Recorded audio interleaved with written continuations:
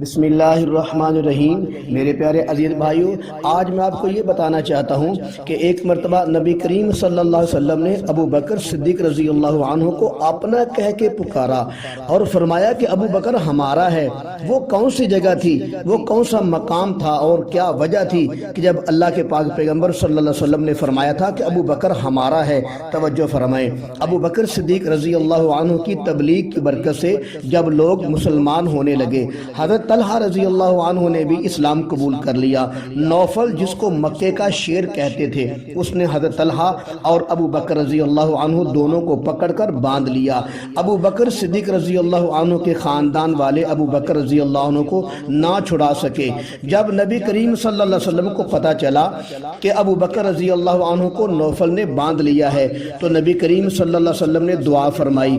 دعا کے الفاظ پر غور فرمائیں۔ نبی علیہ السلام نے فرمایا، اے اللہ ہمیں نوفل کے شر سے محفوظ فرما۔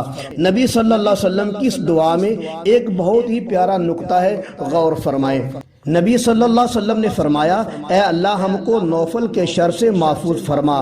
حالانکہ نوفل نے ابو بکر رضی اللہ عنہ کو باندھا تھا، نبی صلی اللہ علیہ وسلم کو نہیں باندھا تھا، پھر بھی نبی صلی اللہ علیہ وسلم نے یوں دعا فرمائی، اے اللہ ہم کو نوفل کے شر سے محفوظ فرما۔ تو معلوم ہوا نبی صلی اللہ علیہ وسلم ابو بکر رضی اللہ عنہ کو اپنا کہتے تھے۔ سبحان اللہ۔